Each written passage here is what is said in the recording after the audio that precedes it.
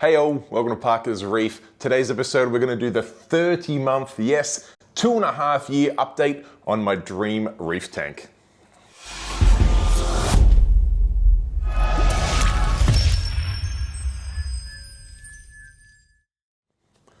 Alright, thank you for joining me on another episode of Parker's Reef, and I had to bend to public pressure to produce this video. I have not done an update on my Dream Reef Tank for quite some time now, in fact a few months, and I must admit quite a few changes have happened, particularly on the livestock front of this tank, but something about just everything else happening in the industry made me sort of forget about producing some videos on this tank for you guys, so thank you for the friendly reminder to get back in front of this tank and give you guys an update on what is personally my very own Dream Reef Tank. Alright, before we go into the updates on my Dream Reef Tank, we might go back to step one and just explain how we got here, standing in front of this tank where it sits today. Now, this tank did actually replace the tank in this position. Not quite as big, it was a 6-foot tank around about 800 litres that was pretty close to my first ever reef tank. I did have one other small Red Sea Max tank for 130 litres for a couple of months before I put the wheels in motion and getting my big custom tank that sat here before this one. Now, as you can imagine, getting into a custom tank that early on in your reefing career, plus just as the hobby has evolved and lessons have been learnt, technology's improved, and just things you find you enjoy working on and don't enjoy working on change as you move and get a little bit older and things like that, I very quickly had decided and had established a number of things I wanted to do differently with my next reef tank. Now, little did I know that that would take quite some time. Like I said, the previous tank was here for 7 years, but pretty much after day one, I'd already started thinking of things I was going to do differently. Now, it wasn't until about 2015 that my wife and I started talking about doing some renovations in this house. In fact, replacing the carpet, putting some floorboards in and painting walls and things like that, when the thought process or the Dream Reef Tank sort of started to become a reality, because with an established reef tank in this position, there was no way known we're going to be able to renovate this room around it. So the window started to open about shutting the old tank down, doing the renovations and then setting a new tank up. And then it probably didn't really start to get physically planned until maybe about 2019, when things started to happen along the purchase of the stand, sourcing and purchasing the glass box, and then of course all the infrastructure around the tank. Now, that timing worked out pretty neatly around that world pandemic in COVID, which did work out really, really well for this channel and also for me to spend as much time as I possibly could getting this Dream Reef Tank to the level I wanted it. Throughout all of 2020 and of course 2021 as well, I released videos on every single step or every decision made on this tank, and I still enjoy going back looking at those videos. I go into extreme detail about designing the custom sump so that the baffles align with the uprights of the stand, designing the stand so that it would be adjustable for when those things change in the hobby, picking out the equipment that was going to suit me and my budget the best, and of course working on things like the aquascape, the pumps, the lighting, and of course all the cabinetry and everything that makes this tank what it was. So for those of you who have followed the whole journey, thank you so much. But for those of you who are new to the channel, I highly recommend you jump back a few videos, have a look at this playlist, go back to the start, have a look at the decision process and everything that's led to making this tank where it is today. Now, before we move on to the updates, I do just want to point out that just because this tank was an evolution of my previous reef tank, which I also personally really loved, and it did incorporate all of the learnings over my 10-year reefing journey, this tank here is still far from perfect. It is as perfect as I could make it with my experience, my budget, and my support network. However, there were still some things I overlooked, probably the main thing being the power access for this tank. I personally thought I completely overestimated the amount of power and access to power points that I would need for this Dream Reef Tank, but I'm sure all of you out there who run reef tanks know that you always need to double, if not triple that, because we just always seem to find gadgets to plug into our reef tank. And whilst it's not terrible on this tank, it is far from the dream that I set it out to be. And whenever I add a new piece of equipment to this tank, running power leads and fishing cords behind the tank and things like that is far from ideal. So it just goes to show that no matter how much planning you do, you will not get things perfect. But I've got to say, all in all, this tank is as close to perfection as I could possibly make it. And I absolutely love it every single day I look at it or work on it. All right, now that we've got the history out of the way, it is time to talk about the Dream Reef Tank as it sits today with all of its updates from the previous video. And there's quite a bit to cover, so I might break it down into about 4 different categories. We'll start off by having a look at the coral because things grow, things get added, some things die. There's quite a bit to cover there, so we'll have a look at that. We'll also have a look at the fish because you may notice, apart from my Atlantic blue up here, there's a distinct lack of jumbo fish in this tank. In fact, 2 big guys are missing, which we'll cover in detail, as well as the new fish that have been added to the system, and I'll go through all of the ups and downs I've had there. Next up, we'll talk about the minor equipment changes that I've made in this tank, and then to wrap things up, we'll have a look at what is next. Not that there's any huge plans for the tank other than to sit back and enjoy it, but we'll cover what is next and what I plan on doing with it from here, and of course, how I can keep you guys updated on this channel. So it's probably no time like the present to start talking about the coral. To do that, I might open up the top so I can get you guys a good top-down look, because as beautiful as the coral looks from the front, I always think coral looks the best from the top down, and when you've got access to cameras that can go under the water, why not? So let's do it.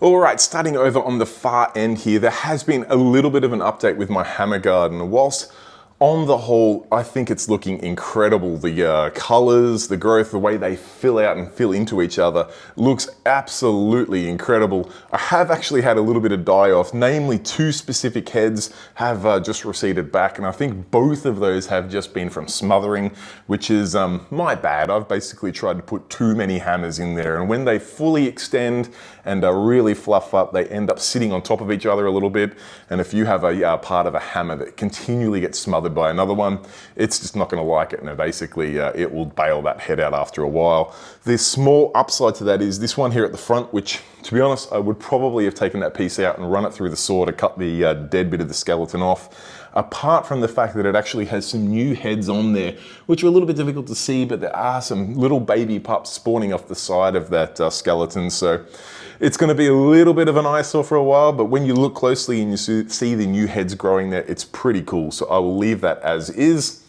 Moving up into the back corner, you can see this red Monty cap, which I've got to say was never planned to be allowed to get that big. But my fish, including some of the new fish that I've added into the system, have really made their home in that piece. And I've got to say, I'm super pleased and grateful that I put that low in the tank so that it didn't shade everything under it.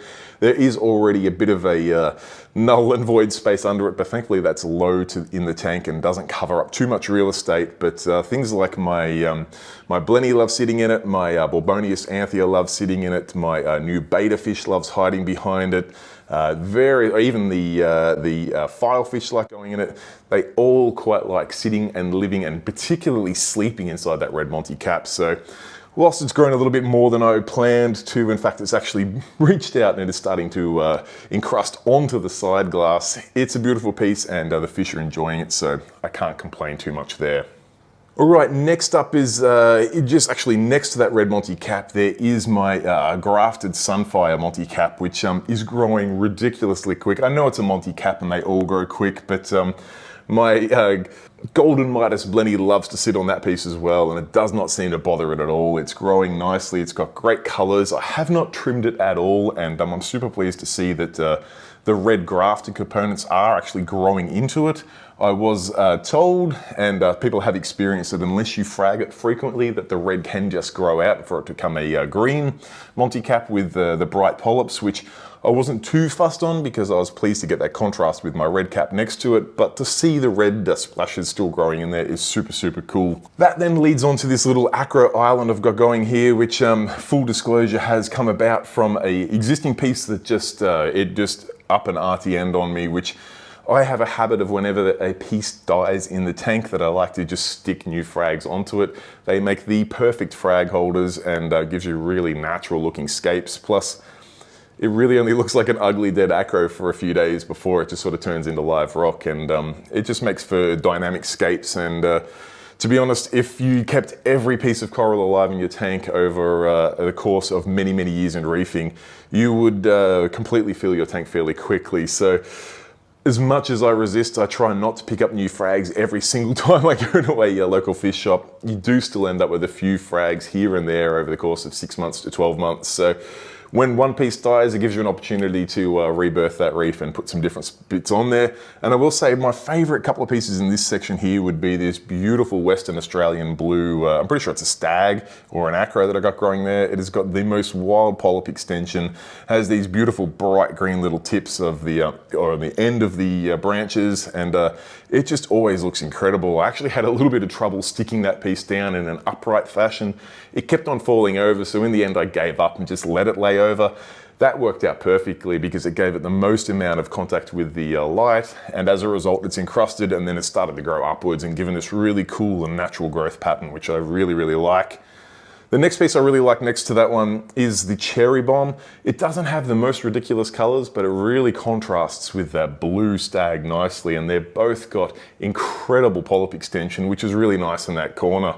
Coming just a little bit further forward of that is the brightest green goblin I've ever seen, and it has finally started to take off. I got a very small frag of it, and when I say small frag, I'm talking about the size of a grain of rice. And being so small, it took quite a long time to grow, but it has finally got up to a, I don't know, about maybe a ping pong ball size, and it's growing fast now, and its color is off the charts. So I really like that. It's a very fine skeleton, very fine branches, and gives a really cool contrast against that big chunky Western Australian stag. Coming over onto another existing dead acro. This one I did lose recently, and I'm not sure if it was from the other corals shading it or growing onto it, or possibly a little bit of bubble algae that has started to resurface in the tank. But that was probably one piece that I was actually happy to lose. It didn't have great color at all, and it was in a fairly prime real estate position. So when it started to go, I didn't do any sort of drastic measures to try and save it. I just let it go. And since then, I've put a few really cool pieces on it. A couple that I picked up from the team at ARC in Sydney. Got this beautiful petrol slick acropora, which has got the most wild colors on it, from green to teal to purple. It's got this really cool bleed of colors through it, just as the name suggests, a petrol slick, which petrol, for my American friends, is what Australians call gasoline. And when you see those little spills of gasoline with the water on it, you get that rainbow of colors. That's what the petrol slick is named after, I believe, anyway, and the colors on that are really cool. Next to that, I've got a really nice Bernarda Pora, which is just settling in, but the colors on that really contrast against the blues and greens of the petrol slick. And then the one piece I picked up from my fantastic trip to Monsoon Aquatics, I brought so many boxes of corals back to Deer Park Aquarium, and I told myself I would not take them all myself because we just touched on how little room I have in this tank. But there was one piece I absolutely had to have from that trip, and that was the bright yellow Gonioporas that they had there. And I managed to get a frag of one of those. And the Gonies have been doing really well in my tank, so I'm really keen to see it settle in a bit more and really stretch its polyps out. The color has stayed intense, so that's really, really cool. Then, last but not least in that section, I've got this beautiful wild piece that I managed to snag a little cutting off from Deer Park. This is a really strange, I don't know the species of acro it is, but it's a type of smooth skin. It's got some blues, yellows, pinks on it, and is just generally really, really cool. Now moving over to probably the main bommy in the tank, I've got this beautiful Dustin's cousin acro there that is fairly aggressively taking over, but it is cool to have such a big, healthy piece. It gets fantastic polyp extension. I do find it actually looks better in low lights. I've got a offcut down here, which is sitting right down on the sand bed. That did, believe it or not, start off as just a frag from when I bumped it, doing some other bits and pieces. So I would have broken off sort of like the tip of my pinky, and it fell down on the sand, and it's grown into a pretty healthy sized colony now. But when it's in lower light, the green really contrasts against the blue. It seems like in the higher light, you get mostly blue, but it grows pretty nice. That's surrounded by a few really cool pieces. There is obviously some red digi on the front here. We've got the toxic candy cane. We've got this gorgeous smooth skin blue, which is growing very, very fast now and really kept its intense blue coloration. I've got the red dragon, which ironically I put in this tiniest little space there, and it has just filled it in and is really trying to get its elbows out, get some light and some flow, and just looks fantastic. In front of that, it is a type of Monty that I got. It was wild collected piece, just has the most unique sort of growth pattern. It is exactly what I envision when you look or you think of corals out in the wild, but you never see it in the home aquarium. So to have a piece like that, as bright as it is, such contrasting in color and growth pattern. I love that Monty there. That moves on to the first acro I put in this tank very, very early on, this really dense, deep blue, smooth skin type of thing there. I'm not actually sure what species it is, but it looks ridiculously cool. Got a nice tabling pink in front of that, and this really dark, this sort of black cherry sort of colored acro underneath that, which is loving life as well. Heading up around the back there, up the top, I've got one piece that I had really high hopes for, and it just hasn't really brought its colors, or the colors I hoped it would have, out yet. It's this yellow tipped acro, which has got really nice polyp extension, but the base color it's just not there yet, but I'm not giving up hope on it. I'll leave it there. There are a couple of really nice pieces behind that. There is a Robusta, a blue Robusta in front there, which is, it struggled to have a bit of an arm wrestle with this lovely coral next to it, this acro, which it looked like it had completely smothered out, but then it actually came back. It died off at RT end. I left it there, and obviously there must have been a couple of polyps because it came back, grew, and encrusted over its previous skeleton, which is pretty cool. I've got this gorgeous, I'm not actually sure if it is a Robusta, but it's a Robusta-esque deep purple branching piece coming off the rock there. I've got a really nice bubblegum digi, which I picked up from the team from ARC Aquariums in Sydney, and they brought me down 28 frags, believe it or not. It was so difficult to find space for all of those frags. In fact, I've still got some over on the frag rack, but it's going really cool, and it's got nice bright colors, and the digis do tend to go well in my tank, so I'm hoping that it continues that theme and get some great growth from that. So many more pieces up the back there that are just settling in, getting some cool colors. There is one over the back, this purple with green tip, which did brown out, but the new growth on it is just off the charts. Heading on over to my final sort of bommy over here. There's quite a lot happening here, but there's two main pieces and a number of supporting stars around that. Obviously the blue digi is a pretty extreme coral in there, and it's growing super fast. I have to break it and take chunks out of that all the time, otherwise this tank could just be blue digi.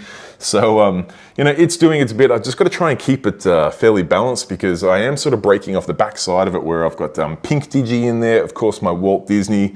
I've got a couple other bits and pieces in there as well that I'm just making sure it doesn't smother, but I've got to try and sort of balance that up because I don't want it to topple over, and it's already done a pretty good job of browning out and restricting light to some pieces under it, so I've got to be mindful of that. There's a cool toxic green torch in behind it, a couple more frags from the team at ARC, including this bright green Asperia, I think that is.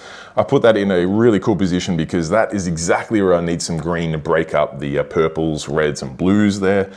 This big red goni has been really enjoying life. My clowns seem to have fun going between that and my gold torch at the other end of the tank, deciding what's going to be their home. But at the moment they seem to spend 50% of their time in the red goni, 50% of their time in the torch. In fact, at the moment I've got one in each.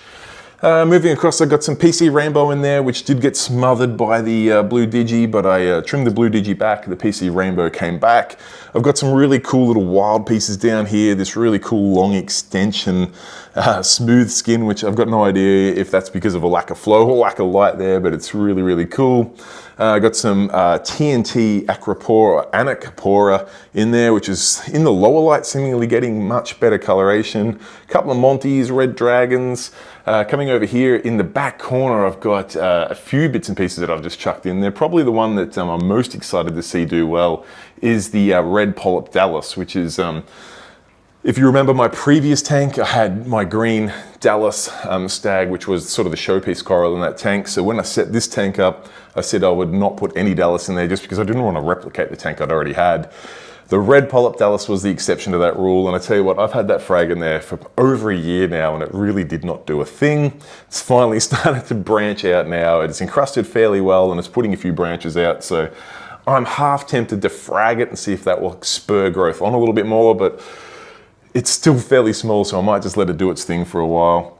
And I think that's probably most of the coral changes. I've got this huge Recordia down here, got my Space Invaders Pectinia, a couple of elegants on the sand there, a really cool Monty Garden from Nick's Aquarium on the shirt that I'm wearing at the moment, the Gold Torch I touched on, and some of my chalice I've actually taken out and taken to Deer Park Aquarium that we're fragging up. I've got a beautiful rainbow chalice there that we've been cutting up and getting some frags out, so at some stage I'll bring a frag of that back. But I think all in all that probably covers the majority of the corals or where things are at. I mean, as you can tell just by looking at the tank, I've probably covered maybe a quarter to a third of the different corals in there, but there's some of the main pieces I wanted to talk about today, and I'm really enjoying the coral. I'm getting some crazy growth. Most of the die-off that I've had is where just corals have grown into each other or smothered each other, a bit like this Monty down here that just started to grow over the top of the Fireworks acro. I just today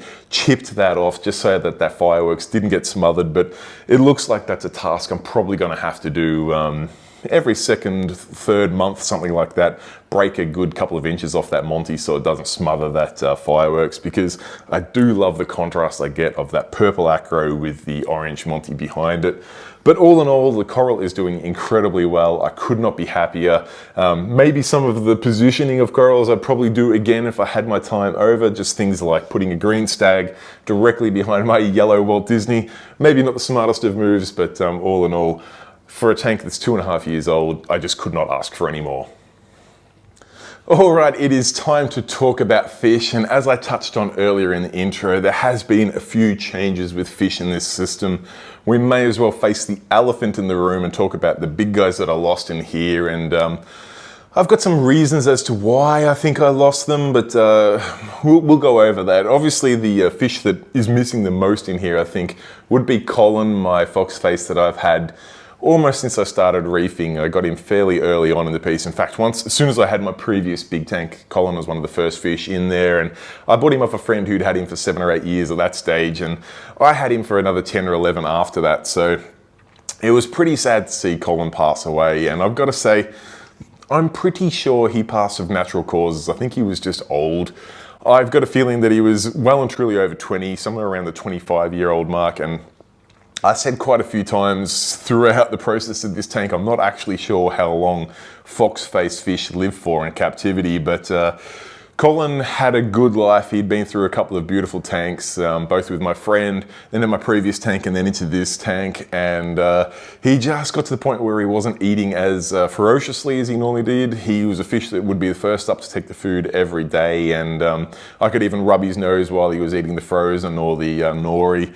He was a super, super cool fish, absolute member of our family, but he just lost that appetite for food, and over the course of about 3 or 4 months, some of you even noticed on some of the videos that he just got skinnier and skinnier, and I'm deeply saddened to say that Colin just didn't make it in the end.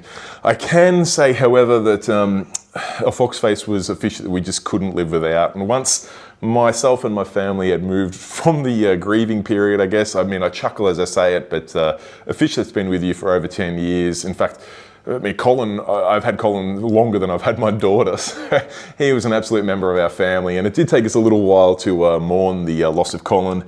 But we did add in another foxface, and I added in the most gorgeous little baby foxface that we named Ollie. The naming choice of Ollie was really just a succession from Colin, and I've got to say he's been well received both by the family and his fish family. Hasn't received any sort of aggression, or hasn't really been noticed by any of the other fish, to be honest. He is still small, so I'm hoping as he gets a little bit older that that doesn't change, but as he gets older, you'll also get a bit more aware of his spines and should be able to hold his own as well. But I will point out, oh, he's up in the back corner there now. He is the most utilitarian fish I think I've ever had. I'm not sure if it's just a juvenile foxface thing, as I touched on when I had Colin, the previous foxface. I already got him as a mature adult, and I've just never seen a fish continually graze the rocks as much as Ollie does. So he's been a really cool addition. He's beautiful, bright colors. He's right at the back here doing his best to stay off camera, but I'll put some footage over the top so you can see him. He's about the size of my Chromis in the system. Just your standard yellow foxface, but we absolutely love him, and he's been a really cool addition to the tank. All right, next up on the fish losses was my big gorgeous blonde lipstick tang, and I have not replaced Lily.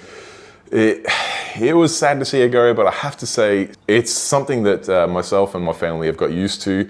That's the third blonde lipstick that I've lost after about 2 years. They get seemingly fit into the tank well, they eat well, no aggression from them, no disease, seem to do well, grow long streamers, big fat bellies, and then in the space of about 2-3 weeks, stop eating and die. And I'm talking a good 2.5 years later after they've been added to the tank. So when I saw the same patterns with Lily, it honestly just confirmed with me that as much as I love blonde lipsticks, in fact, I think blonde lipsticks are my wife's favorite fish, they're just not suited for us. When I say us, I mean myself and this tank. I just don't seem to have the magic elixir of keeping blonde lipsticks alive. Like I said, there's no aggression, no disease, they eat well, they get a varied diet. I'd like to think I've got a big enough tank for them, although Lily in this system, Lily was a big fish. She definitely was a large fish, but no larger than Luca, the Atlantic blue. But there's just something about the blonde lipstick that I personally just haven't worked out yet, so I have not replaced her, which I've got to say has changed the dynamic of the tank a little bit. Obviously, Luca, I think, always was the alpha of the tank, but he's fairly well an undisputed alpha now. Lily was the same size as him, so whilst Luca, you could tell he thought he was the boss of the tank, there was always this underlying feeling of if he reared up that Lily could put him in his place, where he's pretty much the big dog on campus now. My purple tang Prince does try to sort of flex a bit of muscle now and then, but Luca does a pretty good job of keeping in line. Whenever Prince tries to get bigger than his rank, you'll notice that Prince has got a couple of little nipped fins or tails just where Luca's just reminding him that he's number 2 and he can stay number 2. Apart from those two guys, my other big fish are doing really, really well. Obviously, I've got Onyx, my gem tang, which was an absolute dream fish for me setting this system up, and he's really matured nicely. His colors look fantastic. Colonel, my mustard tang, I say big fish, he's not huge yet, but he's grown a lot. He's probably doubled from when I got him. He was so small when I got him, so small and cute, but he's doing really, really well. Super active fish. He's got to be the cheekiest fish in the tank, I think. He does like to pester some of the fish a little bit in a playful sort of manner. And probably my next big fish would be my Australian stripey. They start small, but while they do get big over some time. And I've got to say, I did originally put this guy in as a juvenile just to clean up the aptasia in the tank, and he did a fantastic job of that. But I really like the personality, the colors and markings on them. They're a really cool fish, and I have not seen, doesn't mean it's not happening, but I have not seen him touch a single coral. I absolutely have seen him and Gary, my filefish up the far end there, devour every single aptasia in the tank, and every now and then I see one. If they can reach it, they kill it and eat it, which is such a cool, we were talking before about utilitarian fish, such a cool addition to have. So yeah, my Australian stripey gets a big nod from me. He's doing really, really good. And then of course, I couldn't talk about my fish without talking about my showpiece fish, if he's gonna come out on cue. Prius, my hybrid angel. He is half lemon peel, half Ebly angel. I've had him for a very long time now, probably nearing 10 years, and he does nip coral all day long, every day of the week, but thankfully he's pretty well fed, as you'll see from the footage on screen, and his little nippings of polyps don't really affect things. That being said, I haven't really tried clams in this tank. I would be hesitant with blastos or acans, things that I know that are pretty susceptible to nipping from fish, but he's doing really, really well as always, and just continues to be the absolute show fish of this tank. Now, there has been some other changes with fish in here. I'm pretty sure I did mention in my previous video that I added a feminist wrasse, which was one of my dream fish for this system, and unfortunately it did not make it. Now, I suspected and tracked that down to be the cleaner wrasse in this system that was causing a little bit of stress. So I have since taken the cleaner wrasse out of this tank and put him into my frag tank. And since then I've tried a couple of new fish in here that I was hesitant on before, and I've got to say they've gone really, really well. I added a long-nosed hawk, which I can't spot right now, but I'll put some footage on screen for you guys. I was a little nervous about doing that with my pair of flame hawks in here, but I've got to say that there's been no argy-bargy between them at all, and he's been in there for a few months now, settled in really well. He does lay pretty low most of the day, but does come out at feeding time, and you will see him randomly sitting about the tank at times, which is cool because he is such a beautiful coloured fish, and I really like that sort of checkerboard marking of the red and white stripes on him, which is really, really cool. The next fish that I added in as a little bit of just a tester for wrasse before I went and put any sort of expensive wrasse in there is Linus, my Lineatus. The wrasse, which I put in, or I named him after Linus Tech Tips for anyone that follows technology videos on YouTube. Here he is here, and I've got to say, he is such a beautiful fish. Beautiful temperament, is always out swimming about, really stays up at the top sort of section of this tank and gives a lot of movement color there. No aggression, doesn't seem to be bothered by anyone else in the tank. He's been a really cool fish, and I've got huge respect for him for opening up the door to me in looking at wrasse again. After losing the feminist wrasse, I really sort of backed away. It was an expensive purchase and an emotional purchase when we then lost that fish. So I really just shied away from wrasse after that one, and it would be a real shame not to have wrasse in the tank because they are such gorgeous fish. So Linus doing really well in this tank has been a real encouraging sign, and I am starting to kick the tires with my local fish shop about adding some more wrasse into this system, including a couple of maybe not quite feminist wrasse priced fish, but some nice higher end wrasse, which I think will give a really cool color and contrast in this tank. Now, two new fish that I have also added to this system. We'll start off with the one that's out and about most of the time, and that's Barb, my Borbonius anthea. She was named after Barb from Stranger Things, or Stranger Things Season 1 anyway. I don't know why she was named that way. We just thought she looked like Barb, and I guess Borbonius, Barb, sort of similar.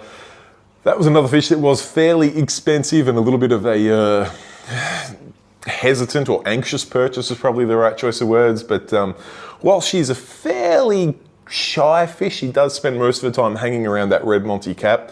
It's not exactly the end of the world because you can spot her 98% of the time because she does just hover above that Monty cap until it's feeding time, and then she really does get out and about and gets her elbows out and makes sure she gets some food. But she's a real pretty cool cryptic fish, just hangs over there. The spots are something that's fairly different. I mean, I've got the gem tang with the real fine white spots, and I've got the mustard tang with also white spots. So having a fish with the sort of the goldy coloured spots on a pink background is a real cool contrast, and just the solitary nature of her over by that red cap is a real cool touch, and I've really enjoyed having Barb in the system, and it's a fish that has been on my dream fish list for quite some time. In fact, that long that I'd forgotten about them until one came into the shop and I was like, oh yeah, I really wanted to have a Borbonius anthea, and at that point in time I was still a little gun shy after the feminist wrasse, but bit the bullet, and fingers crossed, or touch wood, things have gone well so far. She's looked like she's going to settle in for the long haul because she eats like an absolute pig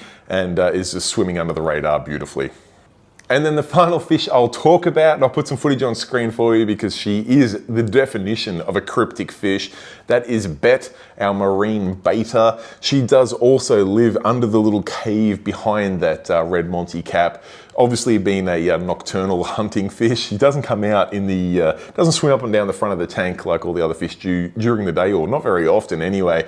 But she does thankfully pick a home where I can spot her anytime. Now you can always see either her face at one end of the cave or her tail at the other end of the cave where she doesn't quite completely fit in there. And she does come out and do a little bit of a lap at the back of the tank. Definitely not a fish that 95% of people that come into the house are going to see, but for those who look a little bit closely and look down the back of the tank where there's a little bit of a graveyard of snails and things like that, they're going to spot Bet. And when she does grace you with her presence, she's a beautiful fish, such a distinctive shape. I mean, she's got fairly similar colors and markings to the gem tang, but just a complete polar opposite in shape. And her eyes watching you when you're trying to find where she is a really cool addition. And I've got to say, since maintaining a tank for a local a number of years ago who had a marine beta that they'd had in the system for 15 years, it's a fish I'd always had a bit of a soft spot. And when one came into my local fish shop, I inquired about it, and I must admit I waited a good 3 months before pulling the trigger on it because I was worried she would be big enough to eat my clownfish, which have settled really well into the tank. And ironically, when they do host in that gold torch over there, they're centimeters away from the marine beta's mouth, but they appear to be just big enough now that Bet's not interested in them at all. Well, so far so good, and yeah, all fish are living harmoniously. So that's the marine beta, and that pretty much wraps up all of the fish changes in here. But I did touch on that hopefully in the future, maybe adding a few more special wrasse. All right, next up we'll talk about equipment on the system, and I've got to say there has been very little change on this front, which is a great sign. I mean, well, apart from the fact that I'm an absolute gadget freak, so whenever something new comes out, particularly lights, I love to throw them on my tank, and there's probably two reasons why I haven't. One is things are expensive, and particularly with the cost of living crisis we're in at the moment, I can't really justify throwing things like pulling out the Orfec OR3 bars and putting AI blades up instead, as much as I'd love to. It's just an expense I probably don't need to take right now. And any other gadgets, I've got to question whether I actually need to add it to the system. Things are going so well in here, and the system has really found its groove and its rhythm that replacing equipment just because I'm bored is probably not the smartest thing to do. So pretty much all of the equipment in the system has remained as status quo. The one thing I did add recently was a Nero 7 just down in the back corner, just to ensure that I was getting some left to right flow behind the rockwork there, because all of my wave pumps, the MP60s on the back wall and the Tunzi golf balls in the back corners, were all about moving the water around the bulk of the system and the front of the system. And I did just have a nice little detritus build up on the back there, which was great. It drew all my snails back there, but did just sort of create this little bit of a graveyard of detritus, a little bit of cyano, snail shells and things like that. So adding the Nero 7 just in that back corner down there to blow down the length of the tank has worked really well.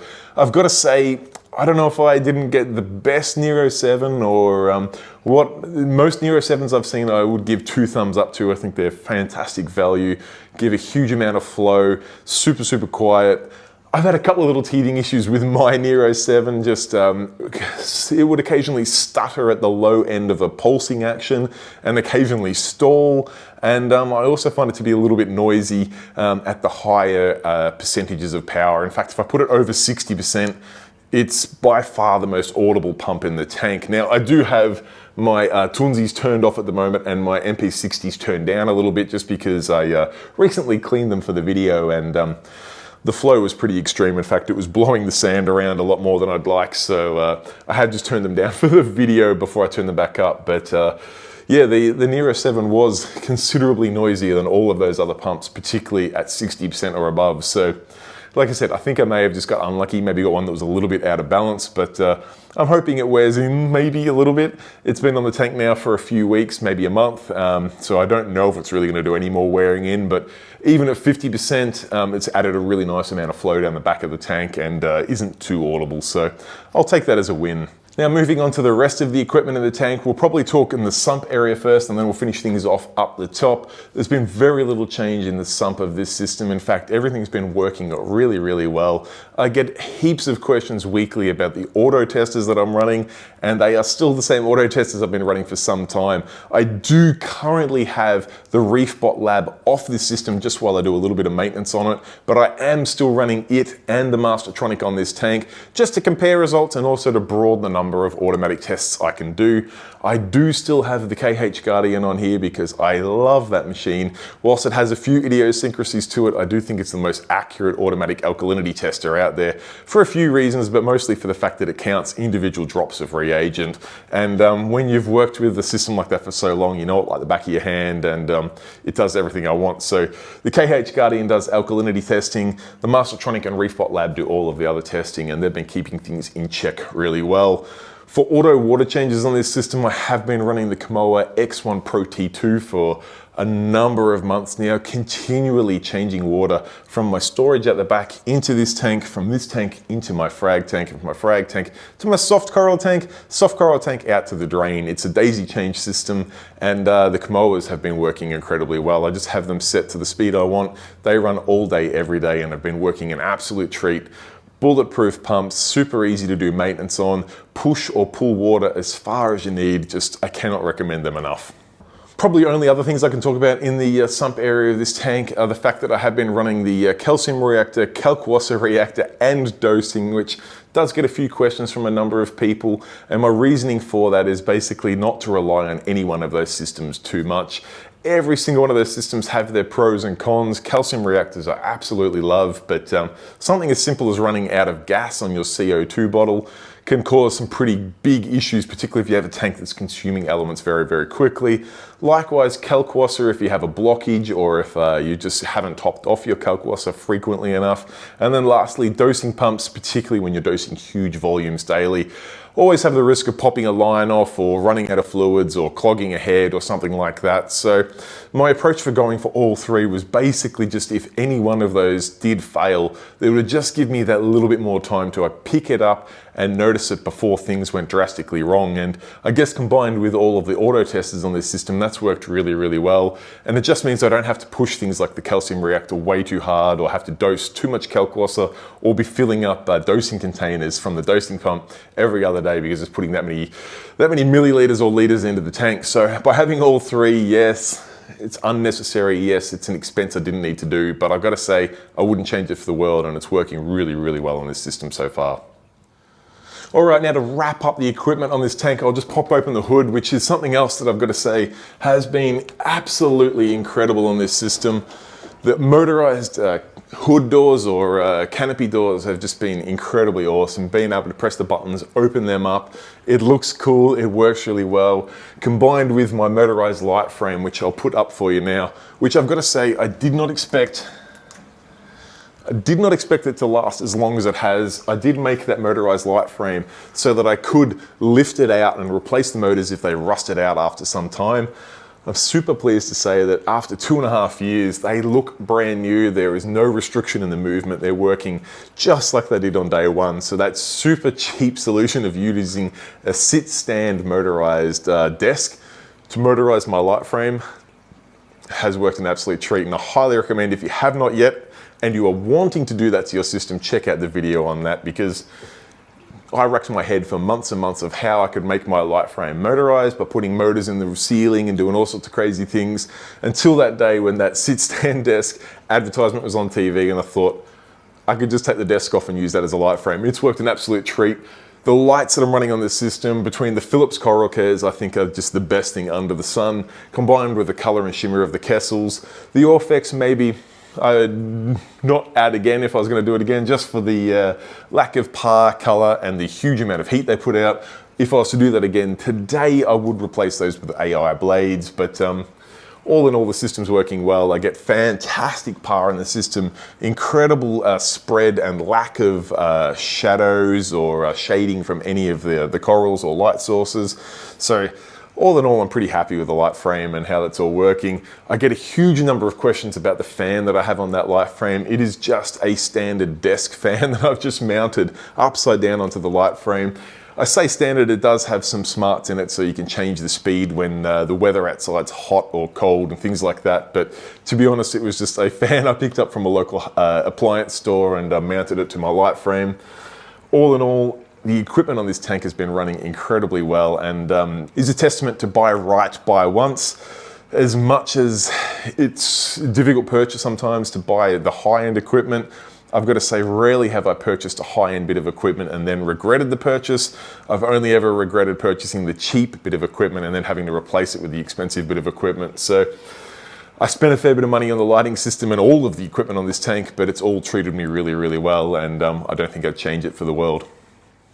All right, guys, there you have it. That is the overview of my Dream Reef Tank at the 2.5 year or 30-month mark. Like I touched on earlier, it's a system that's actually been in plan for quite a few more years than that, and has, as a result, probably come along a lot further than I expected, particularly that first year. Things happened in this system so much quicker than I expected. Things have probably gone back to the pace I would expect now, but for a system that looks like this to be just over a couple of years old, I could not be happier. It's a Dream Reef that truly has turned out to be a dream, and whilst it's had its ups and downs, it's been progressively or mostly ups, and in reefing you can't ask for more than that, because it's not an exact science. You will have ups and downs, things will go wrong. So do enjoy the ups and try to learn and move on from the downs, because it does happen to all of us. I do just want to take the opportunity to give a huge shout out to each and every one of my channel members. These guys and girls actually open up their wallets and put a few bucks each month into making this channel possible, and it does go hugely appreciated. I can tell you now, as I show you the names on screen, how much it means to me. It is incredibly humbling to know that people are willing to pay just to help these videos come out, which is absolutely not necessary. I do thank each and every one of you who do it, but if you're just subscribing to this channel and you're watching the videos, that goes a long way to making it possible as well. But for these individuals on screen now who have chipped in a few dollars each month, I cannot thank you enough, and I really do appreciate your support that you've given so far and into the future. So thank you so much again. And of course, a huge shout out to everyone who's had a hand in making this Dream Reef Tank possible. I cannot give enough accolades and kudos to my good friend Dave from Deer Park Aquarium, who, to be fair, has had involvement with each and every step in this tank. I definitely could not have done half of it by myself. So having a good friend like Dave with his extreme amount of knowledge just be involved and help guide me along the way has made this tank possible, and I just really look forward to seeing where we go with the tank in the future. I know Dave has just got the keys to a new premises, which is going to be a huge step forward for Deer Park Aquarium, and you can rest assured that we will cover the entire fit out, setup, all of the decision process into the logistics and setting up and running of a local fish store. It's going to be awesome, and I cannot wait to share that content with you guys. But to be fair, he has just got the keys to the new premises today, and there is a lot of work to be done. So sit tight for those videos. And of course, if you are local to Melbourne, sit tight for the announcement for the new shop opening, which is going to be super, super cool. All right, I should probably wrap things up there. Otherwise, if this was the Academy Awards, they would start playing the music to get me off stage. I want to give a huge shout out to every single person out there who has watched any one of my videos on the Dream Reef Tank. It means so much for me to see the views go up and to interact with you guys via the live chats on the premieres, and of course in the comments in the video down below. I do personally reply to each and every comment in the section down below, so by all means, do not be shy. Pop your questions, comments, feedback down in that section down there, and I will personally reply to you regardless of what the question is. Of course, if you're yet to subscribe, if you are new around here, please do not be shy. Hit that subscribe button in that bottom corner and tick the bell notification so you do not miss out on any future videos. But other than that, guys, I think I should probably wrap things up there. If there is anything else you want to see covered on this Dream Reef Tank, please don't be shy. Let me know in the comment section down below. I could have done probably a 12-hour video talking about each and every single component, fish and coral on this system, but for logistics sake, I needed to cut it down a little bit. But if there's anything that I've missed that you would like me to rehash or touch on and give an update on this tank, don't be shy. Let me know in the comment section down below, and I will do all I can to make sure that video happens. Anyway, guys, till next time, stay safe, keep reefing. Cheers, bye.